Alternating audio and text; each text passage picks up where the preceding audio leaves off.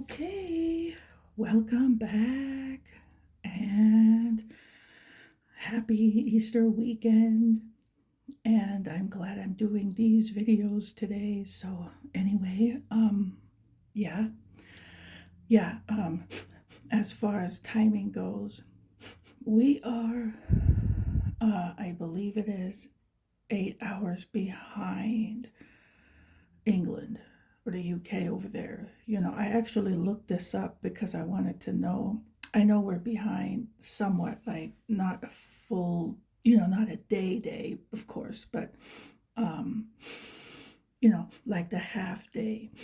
And I know I've been having to keep up with that for different reasons, like what time it is in Europe or whatever. So I know it's about, depending on where you are over there, it could be 12 hours, it could be less. But so I think England is 8 hours like ahead, like we're 8 hours behind. So, for instance, when it's midnight here, it's 8 o'clock in the morning there. Is what I looked this up and that's what I've seen. So if I'm wrong, I'm wrong, but I think it was that way. So, and I figured this because I thought, aha, if people are watching my videos in the morning, maybe at 8 o'clock over there, it would be midnight over here. So I think about that. Anyway, so I I I do them like, well, whatever time of day I get to it. And then I figure in a few hours, somebody over there is going to be watching them. So that's good. So I'm glad I'm doing these now, that way, you can see them the morning over there right away, which is really only going to be, well, it's 12:30 now. So, you know, in 12 hours it'll be, or less, it'll be midnight here and then it'll be 8 there, so depending on what time you watch them. But I want to, do them now anyway. It's more convenient for me too. So, and then tomorrow I'll do videos about what happens next. So today is the resurrection. And um the other thing in the comment was the cooking question. Yeah, here they have a lot of diverse foods. Here you have access to, because people came from all over the world. And so it just became a thing where you have an aisle in the market that's an international food section. And you get all kinds of things. And then they have stores that are even specific to a type of food. If there are a lot of immigrants from that part of the world, then they'll have that. And you can always now order things on the internet if you don't find it in the store. So you can make anything. It's nice. Um, so what I always do for Easter, I mean, I have that meal. I do some variation of it. So this year, I mean, I tend to do salmon, so I did it with a sweet kind of a sweet, spicy, tangy sauce. And I added chopped bell pepper and sweet onion, baked it, and oh, that was good. And then I had Brussels sprouts, and with that went well with it. Boiled potatoes and the matzo balls, that package I showed, I did that, and then all that with a gravy. So it was excellent. I mean, if I say so myself. But yeah, so that was great. And then that's it. And then a cake. I got a cake, just a typical, Easter cake.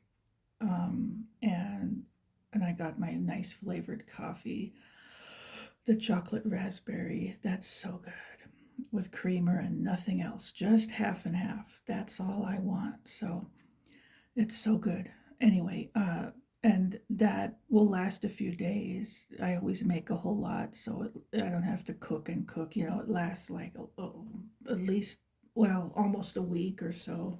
So that's good.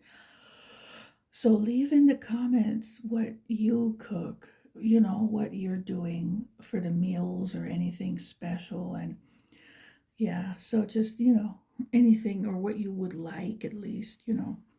Um, Good. Now let's see. So today we're gonna again start. I'm gonna probably end up splitting this into two videos. I'll do Matthew, Mark, and Luke on one, and then John in the other, because there's more in John this time. So yeah, so let me change this down. See, here's my pink candle.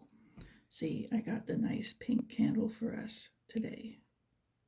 So, all right, let me put this on too. And I'll get the book out, get my Bible open, and we will get going. Okay, move that over. All right. I know, and those songs, oh, I mean, most of them I can't listen to without crying. They're just so lovely and moving. So I know the one yesterday gets me. Oh, that gets me. So all of them, but that one really, I need a Kleenex box. It's a guarantee on that one. So, all right, now Matthew, here we go. So it's Matthew 28.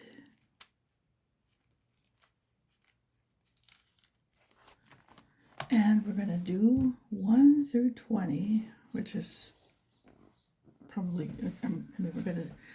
we'll see, because I know I'll talk about it. So, okay, here we go. I'll stop talking and start talking. So, Matthew 28. Okay, now, after the Sabbath. Okay, so again, I'm not going to pull out the calendar, but we know that this is Saturday. That was Sunday. Then after the Sabbath is Sunday. The Sabbath was Saturday. So this was early Sunday morning, okay?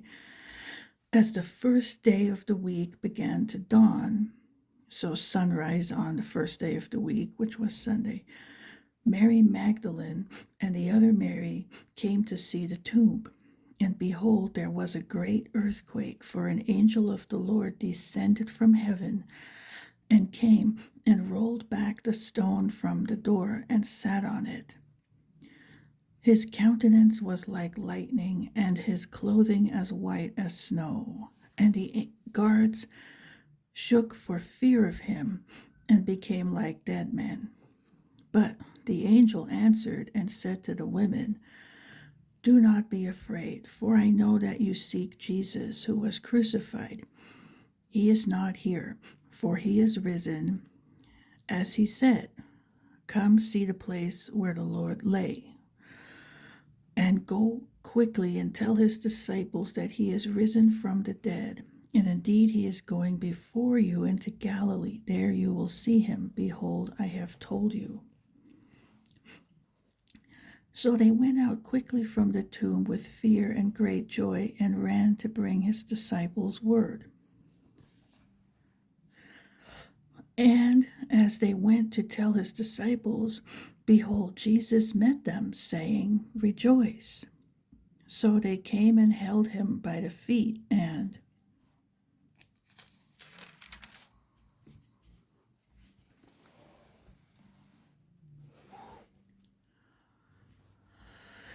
worshipped him. Then Jesus said to them, "Do not be afraid. Go and tell my brethren to go to Galilee, and there they will see me." Now, while they were going, behold, some of the guard came into the city and reported to the chief priests all the things that had happened. When they had assembled with the elders and consulted together, they gave a large sum of money to the soldiers, saying, isn't that called a bribe? Saying, "Tell them his disciples came at night and stole him away while we slept." And if this comes to the governor's ears, we will appease him and make you secure. So they took the money and did as they were instructed, and this saying is commonly reported among the Jews until this day. Yeah, no kidding, right? Okay, so now, all right, so he kind of goes over it quickly, the others will go over it in more detail. So here, okay, so 20, so we're doing the whole Matthew today. Okay, so 16. Then the 11 disciples. Okay, so it's 11 because Judas is, is out of the club. Okay, so then the 11 disciples went away into Galilee to the mountain which Jesus had appointed for them. When they saw him, they worshipped him, but some doubted. And Jesus came and spoke to them, saying, all authority has been given to me in heaven and on earth. Okay, let me backtrack before I read that. One more thing, the thing is, his appearance would have changed so much because I have heard accounts of, the details of what happens during one of the Roman tortures and executions, and it's pretty severe. I've heard accounts. You are just like beside yourself when you hear the things, So, and so I don't know. We know no bones were broken. Okay. We know at least certain things were intact, or he couldn't have seen people who were there, right? So, or talked, or, you know what I mean? So, like, all that, but, apparently they really go after the flesh. So they have all these things. So okay, moving on. But I can only imagine. And then it said somewhere they pluck out the beard and things, So they do all this stuff. So one's appearance would have been really changed. And then obviously he rose from the dead and was healed completely. So that's another miracle. But there would have been scars, not just on the hands and feet, there would have been things like this, I would imagine, on other parts of the body. I don't know the details, but, and then the beard, who knows, right? I don't know if that grows back right away. I don't know these things, but there would have been reason to wonder, like, that they didn't recognize him exactly right away. Is that him? Could it be? Is that really him? And then they saw it was, but there would be reasons at first, So it was him, okay, but some people stumble at this, so I just want to clarify that, okay. All right, now here, this thing, and Jesus came and spoke to them, saying, all authority has been given to me in heaven and earth. So this starts right then, okay. This doesn't really wait until he returns, but at his return, it's another situation. Yeah, he's God and he has control and decides things, but he doesn't change everything right away, okay. Things are this way now for a reason, until the end of the church age. And then when he returns and then sets up the kingdom, then the situation in the world will be a different story than what it is now. So that's a different kind of exercising of authority than what came here, right here with this. So just want to mention that, okay. So, okay, go therefore and make disciples of all the nations, baptizing them in the name of the Father and of the Son and of the Holy Spirit, teaching them to observe all things that I have commanded you. And lo, I am with you always, even to the end of the age. Amen. So, okay, so this is the Great Commission. So here, we, the Christians, are told to go out and make disciples everywhere, like all over the world, because they need it. And nobody forces anybody, that's wrong. But you share the gospel, that's evangelism. You present that to them, and it's up to them to accept or reject. But that's the Great Commission. And it's a mandate for us to do this, because it needs to be done. Otherwise, he wouldn't have told us to do it. They're not okay as they are. They need to get saved. And that's the whole point of the Great Commission. So when Christians go out and share the gospel, do street preaching somewhere, hand out Bible tracts, gospel tracts, that's all part of this. And that's what we've been told to do. And nowhere here does it say to tone it down. Does it say to look like the world? That's all opposite of what we're supposed to be doing. Okay, we do what he said to do and look like he said to look like, and that's what we're supposed to do, and nothing less, nothing diluted, nothing watered down from that, So that's it. And notice it says disciples, making disciples. We are disciples as Christians. Okay, there's no such thing as a Christian who isn't a disciple. If there's somebody who thinks they're a Christian and who's not a disciple, well, he's not interested in that. He's interested in disciples. And there is no such thing as a Christian who's not a disciple. I've been over that. A disciple is a Christian, and a Christian is a disciple. So you're either both or you're neither. And that's the choice. And he's the one who sets those requirements, not other people. So I want to emphasize that point as well. Okay, then baptizing them in the name of the Father and of the Son and of the Holy Spirit. So there we see the whole Trinity. All right, teaching them to observe all things that I have commanded you, and lo, I am with you always, even to the end of the age. So that's the church age, okay, which we're almost at the end of. Here now, excuse me, this thing is one of the commands. What did he tell us to do? Well, there's one right there in front of that sentence. So that's one of the things, we're supposed to do. And, sometimes it says things like what Jesus commanded, and people are like, what did he tell us to do? Well, there's one example right there. Oh, this whole time. No, it was there. Okay. Yeah, this is one of the examples. So, okay, that was Matthew. Now, Mark 16.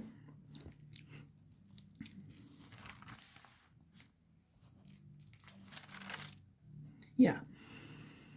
1 through 18. So I'll start that. And I think there's part of this, or one of them, that I do tomorrow. So we'll see. Okay. Now, here.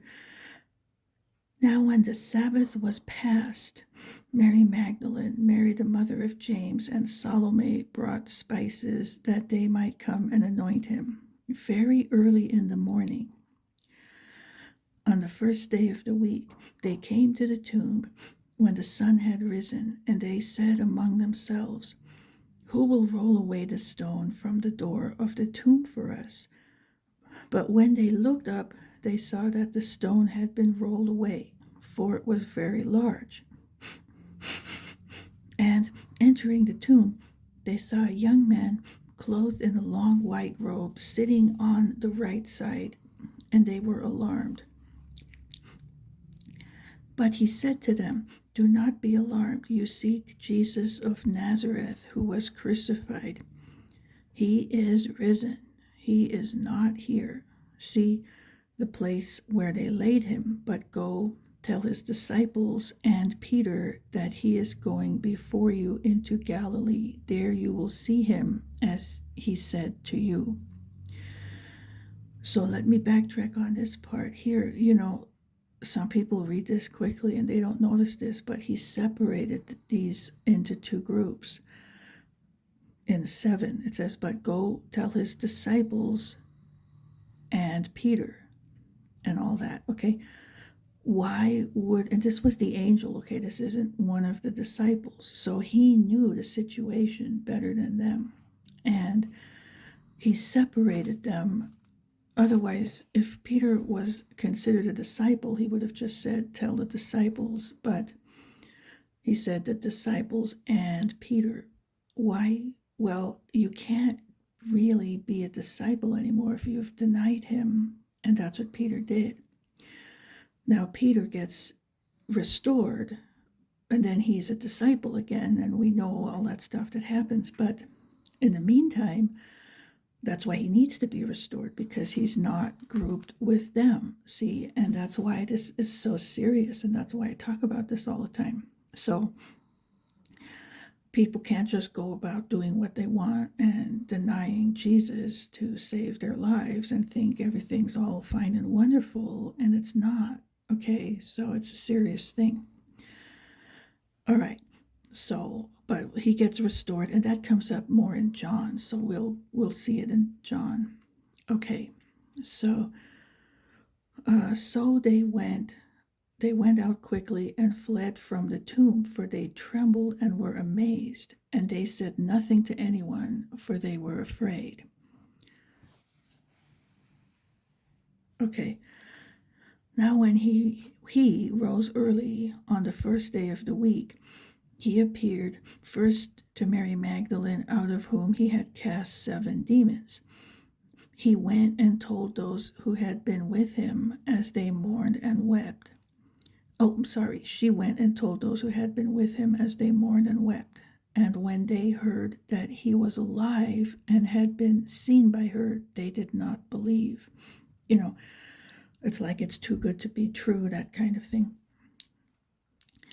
All right, after that, he appeared in another form to 2 of them as they walked and went into the country, and they went and told it to the rest, but they did not believe them either. So they all had that issue.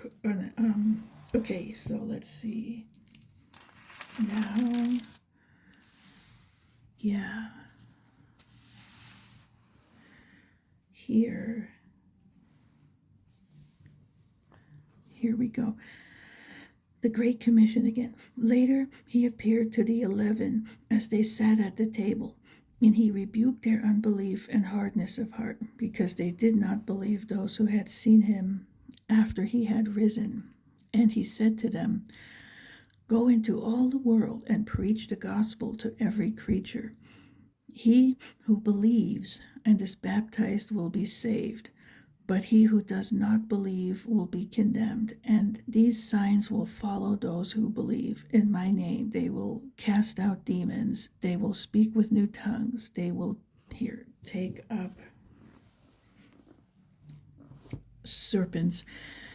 And if they drink anything deadly, it will by no means hurt them. They will lay hands on the sick, and they will recover." Okay, I'll get back to that, but this is the ascension, and that I'm doing tomorrow. So that was 18, and then 19 and 20 we'll do tomorrow with some other parts, okay? But this thing, it's all lumped together in one chunk. It doesn't mean everybody does all of these things. That's explained in more detail in 1 Corinthians 12 through 13. One gets this gift, one gets that gift, that kind of thing. But miraculous signs are still for today. They are for the whole church age. And that's it. And it doesn't mean you have to perform a miracle. It will manifest as the situation calls for it, and like if somebody is sick here, for instance, like many times I've heard of that, the church will pray over the person and they will be healed. So that's how it works. It's nothing that, wild. It's just normal. Okay. This drinking poison doesn't mean to go out, grab some poison and drink it and say, see, I'm okay. Okay. This just means by accident. If something happened, let's say somebody tried to poison you and it wasn't God's will that you die yet, then it won't hurt you, that kind of thing. The serpents, the same thing. I mean, there's some cults out there that think that that's what you're supposed to do. And no, okay? It just means if you don't go out and grab them and then they bite you and then, oh, look, I'm fine. I mean, that was not the plan. So it's just if it just so happened to happen, and same thing, you'll be okay if it bites you and you're meant to live. And we see that happen with Paul in the book of Acts when they land from the ship that gets shipwrecked and they land in Malta. And a poisonous snake crawls up on Paul and bites him, and he lives. And that's an example of that, okay? And he shares the gospel, and many or all of them get saved. I forgot, what the exact result was, but they had determined at first that, oh, he's a criminal and that justice didn't let him get away. That's why the snake came, and it's a punishment, it's a deadly snake, and then bites him, and then he lives. And instead of just saying, oh, okay, yeah, that's a miracle, and he's just and fine, and God allowed him to live, it's a miracle, because like verifying that he's okay, they go so far as to claim he's a god, and they want to start like making sacrifices to him, and he's like, no, stop, and then he tells them, I guess that's when he tells them the gospel. But anyway, I don't want to get into all that right now, but I did that before. But that's what this is an example. Like, that's an example of this, okay? In the context of the Bible. So, and people take things all kinds of ways. It's so wild. Anyway, okay, Luke 24, and we're at 27 minutes. Okay, yeah, Luke 24. 1 to 49. So,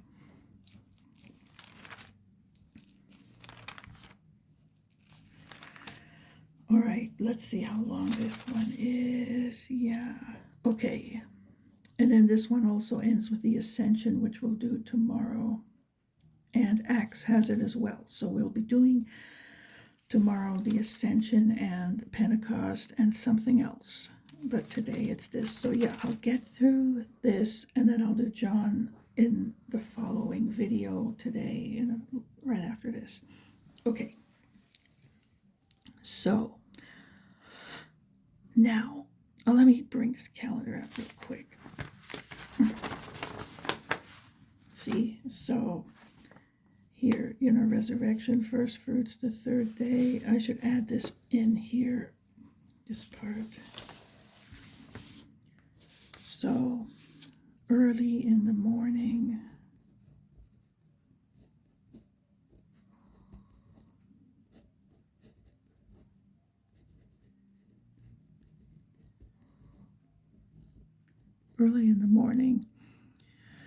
and then it was after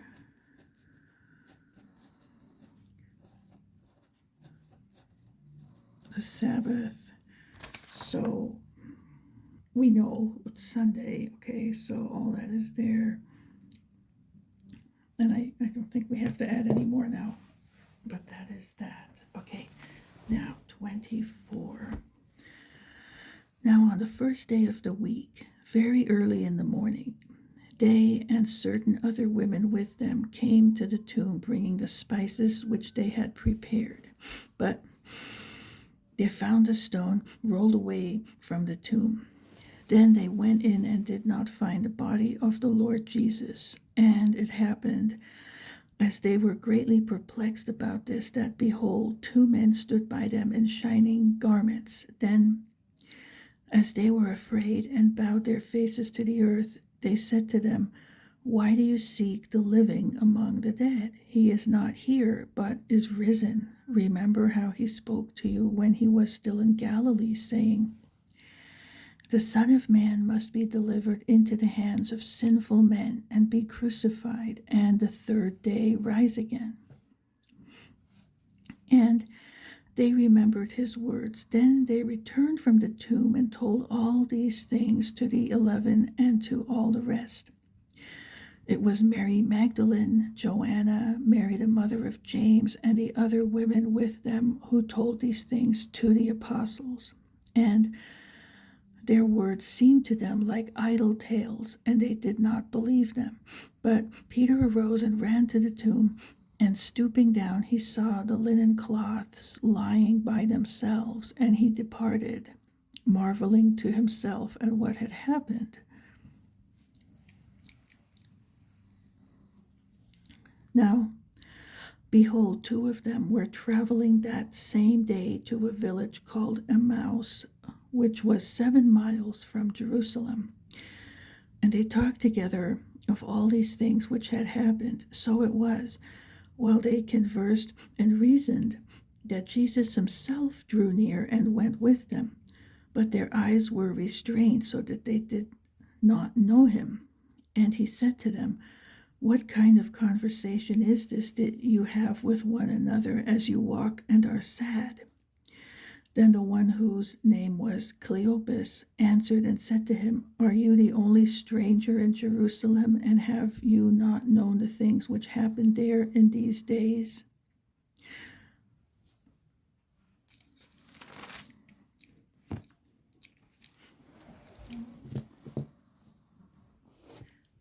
And he said to them, "What things?"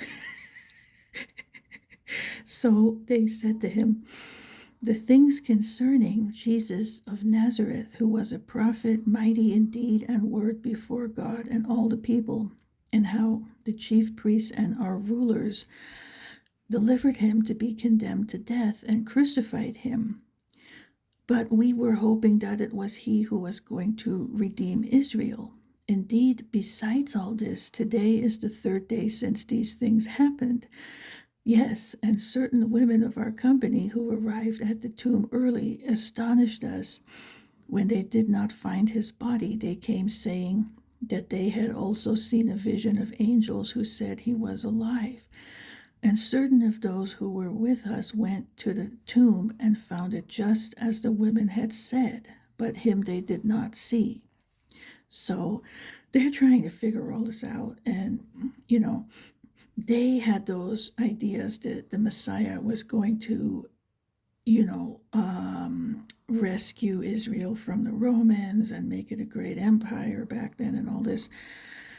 So they were, confused. And the prophecies about that, again, happen at the return, but it is in there in a vague way, so they get confused and they didn't know. Anyway, and then he's like, "Yeah, it's me, I'm the Messiah." So anyway, then he said to them, "O foolish ones, and slow of heart to believe in all that the prophets have spoken. Ought not the Christ to have suffered these things and to enter into his glory?" And beginning at Moses and all the prophets, he expounded to them in all the scriptures the things concerning himself. So he gave them a nice little lesson, so that's good. Okay. Then they drew near to the village where they were going, and he indicated that he would have gone farther, but they constrained him, saying, "Abide with us, for it is toward evening, and the day is far spent." And he went in to stay with them. Now, it came to pass, as he sat at the table with them, that he took bread, blessed and broke it, and gave it to them. Then their eyes were opened, and they knew him, and he vanished from their sight. And they said to one another, "Did not our heart burn within us while he talked with us on the road, and while he opened the scriptures to us?" So they rose up that very hour and returned to Jerusalem, and found the 11 and those who were with them gathered together, saying, "The Lord is risen indeed, and has appeared to Simon." And they told about the things that had happened on the road, and how he was known to them in the breaking of bread.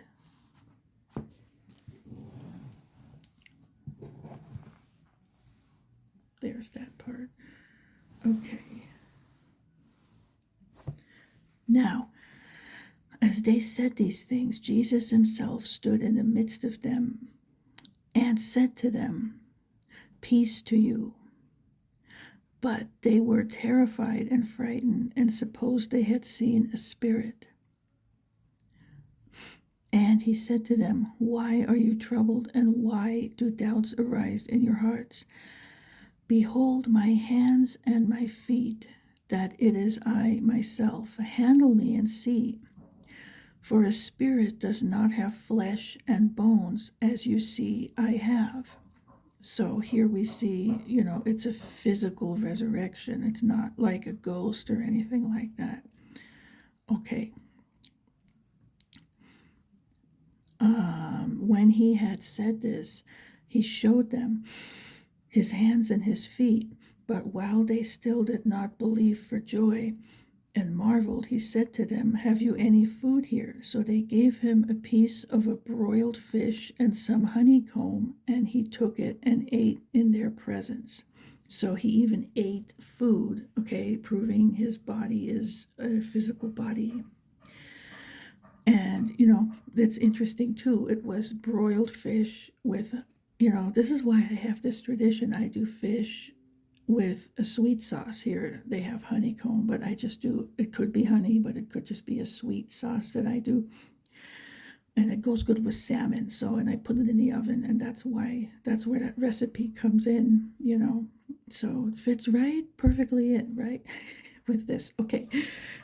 So, all right. Then he said to them, "These are the words which I spoke to you while I was still with you, that all things must be fulfilled which were written in the law of Moses and the prophets and the Psalms concerning me." And he opened their understanding that they might comprehend the scriptures. Then he said to them, "Thus it is written, and thus it was necessary for the Christ to suffer and to rise from the dead the third day, and that repentance and remission of sins should be preached in his name to all nations, beginning at Jerusalem." See, so this is for everyone in the world. "And you are witnesses of these things. Behold, I send the promise of my Father upon you.